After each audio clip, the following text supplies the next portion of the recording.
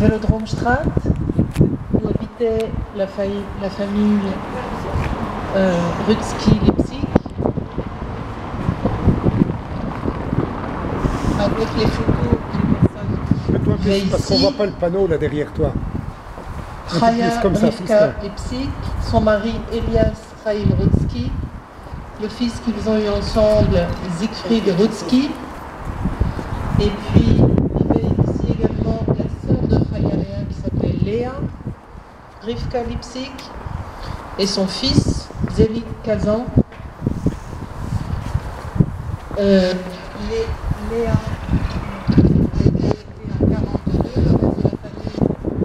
le 3 septembre 1943, raflé. Tu dois te mettre près de l'appareil là, je pense. Raflé et déporté. Evelyn va peut-être nous dire quelques mots sur les membres de cette famille.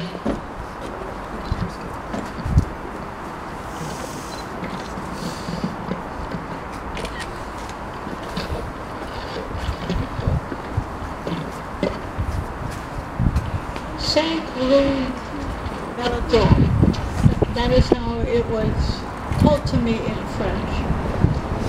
It's not just a house, but it was home to 8 members of the Rutzky, Finkelstein, Lipszyc, Kagan, and Berchem families, all related by birth or marriage, men, women, and children, ages 56 to 12 in 1943.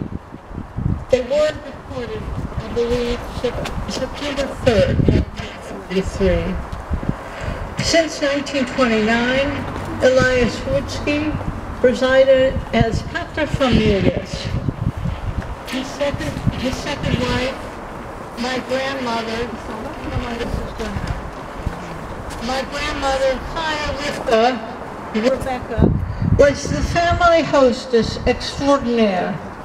By 1934, residents included her sister Leja and her daughter and son-in-law, also Siegfried, the young child of Elias and Rebecca, and Annie, the youngest daughter from Elias' first marriage.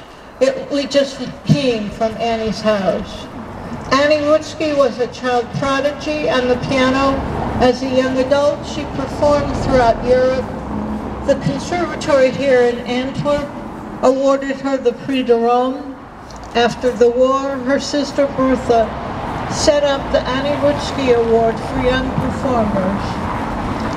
Annie was also a writer, and I have read to you one of her pensées. My father was very happy in Antwerp. He came here probably about 1930 from Poland.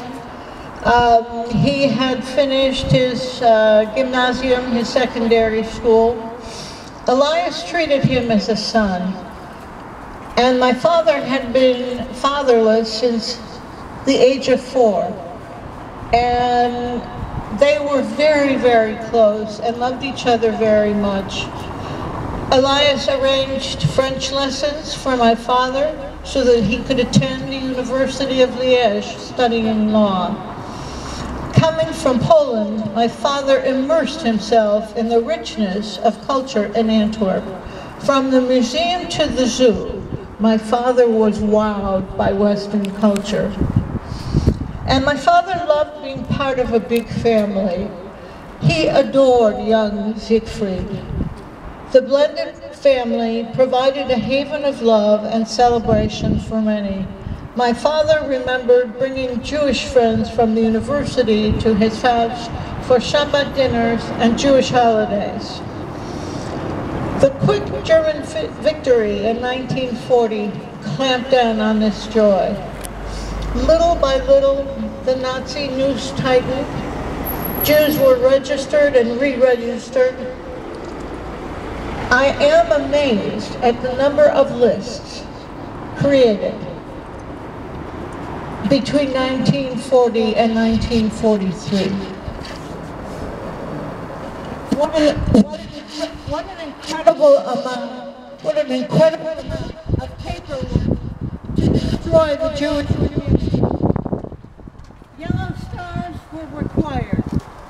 Some were sent to France for forced labor.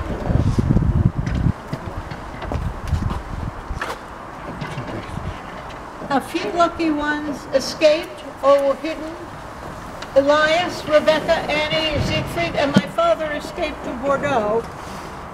The occupation in northern France was likely harsher than that in Belgium in 1940. There was no way out. The family chose to return to Antwerp. My father refused to return to Belgium and made a commitment to himself not to leave Europe entirely. Europe was not a safe place. So my father headed south from Bordeaux and picked grapes as a migrant worker. The family resumed a truncated version of their previous good life. They worried about my father. My father was alone, a stranger in a strange land in France. I would like to just show you a letter by Siegfried to my father, and I will show you how his mother communicated with him.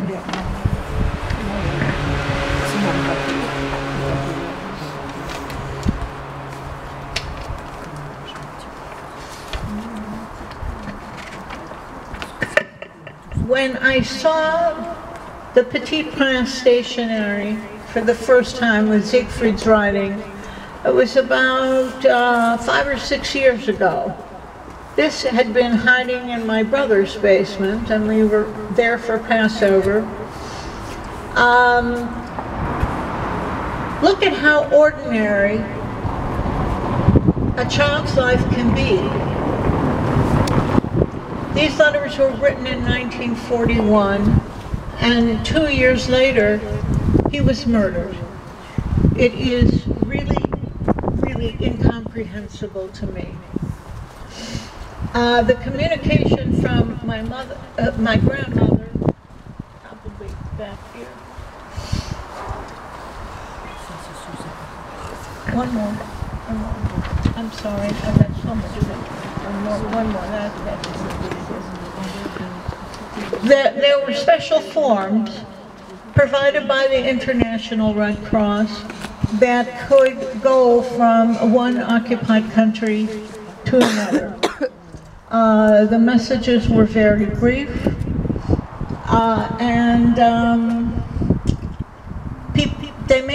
they wanted to know if he had enough to eat, and they wanted him to know that they had enough to eat. The messages to me are very sad, but they stayed in contact until deportation. Here again, I would like to say Kaddisj. Kaddisj has never been said for my family here. And I'm going to pass around papers again, and also I wanted to say Psalm 23 in French.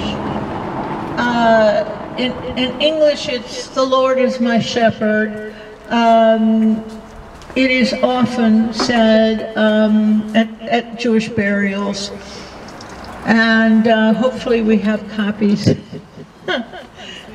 We've been making copies. And again, I have to thank AMS, and I have to thank all of you. You have enabled me to honor the memory of my family tangibly with the stones and spiritually by saying prayers with me.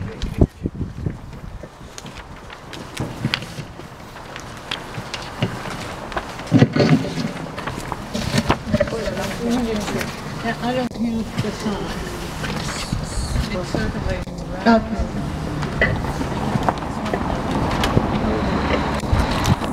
We'll start with the psalm and then we will say Kaddisj.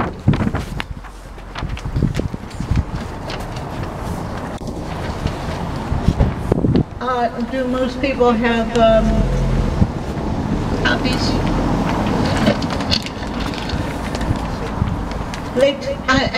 We're doing this in French. L'Éternel est mon berger, je ne manquerai de rien. Grâce à lui, je me repose dans des prairies verdoyantes. Et c'est lui qui me conduit au bord des eaux calmes. Il me revigore. I need people to participate with me. Et pour l'honneur de son nom, il me conduit sur le droit chemin. Si je devais traverser la vallée où règne des ténèbres, je ne craindrai aucun mal, car tu es auprès de moi. Tu me conduis et ton bâton me protège.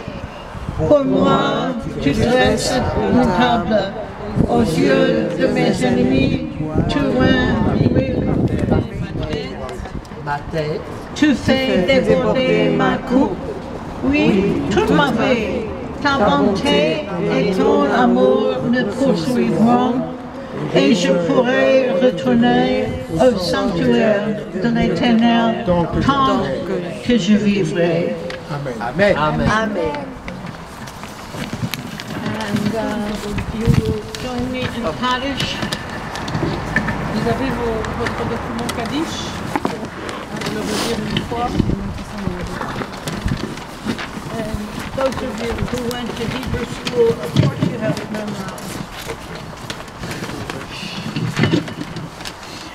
Yitkadal v'yitkada shmei rabba v'alma divra chirutei v'yamlich malchutei v'chayechon uv'yomechon uv'chayei d'chol bet Yisrael ba'agala uv'yizman kariv v'imru amen. Yehi shmei rabba mitfarach la'alam ul'elamei almaya Yitbarach v'yishtabach v'yitpa'ar v'yitromam v'yitnaseh v'yitadar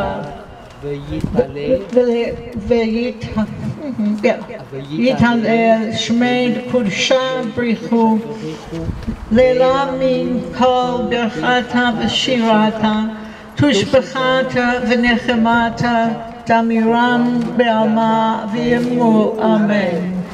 Yehi shlama rabba min Shemaya v'chayim aleinu v'al kol Yisrael v'imru amen.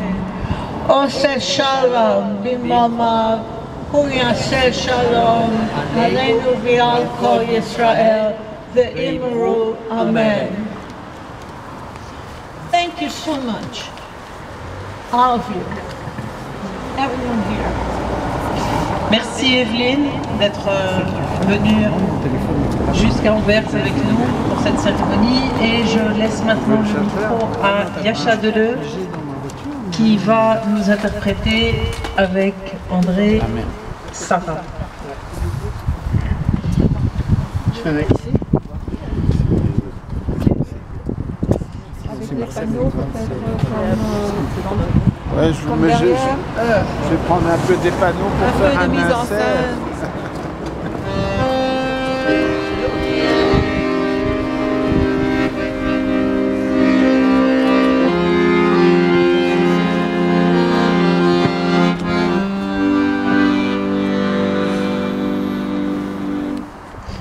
Elle avait les yeux clairs et la robe en velours. À côté de sa mère et la famille autour, elle pose un peu distraite au doux soleil de la fin du jour. La faute n'est pas bonne, mais l'on peut y voir le bonheur en personne et la douceur d'un soir Elle aimait la musique surtout, Schumann et puis Mozart. Comme toi, comme toi, comme toi, comme toi. Comme toi, comme toi, comme toi, comme toi. Comme toi que je regarde tout bas. Comme toi qui, d'abord rêvant, à quoi? Comme toi. Comme toi, comme toi, comme toi. Elle allait à l'école au village d'en bas. Elle apprenait les livres, elle apprenait les lois. Elle chante les grenouilles et les princesses qui dorment au bois.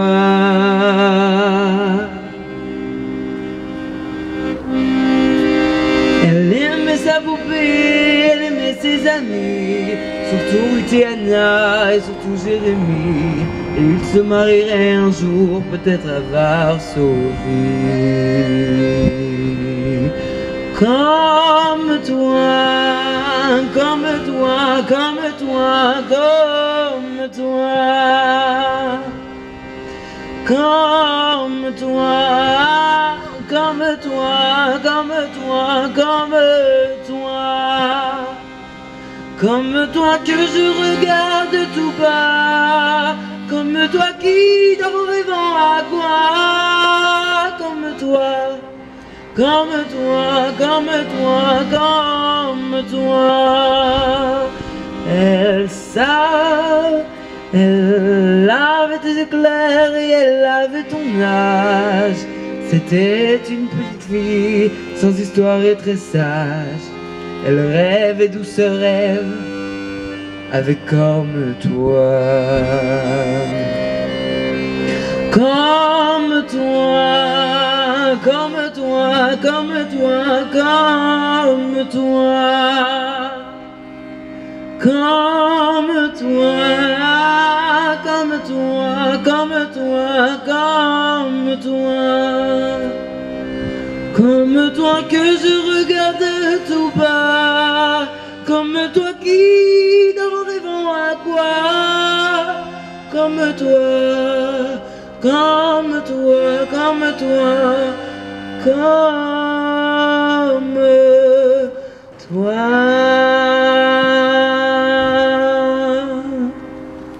Bravo. Bravo. Bravo. Merci.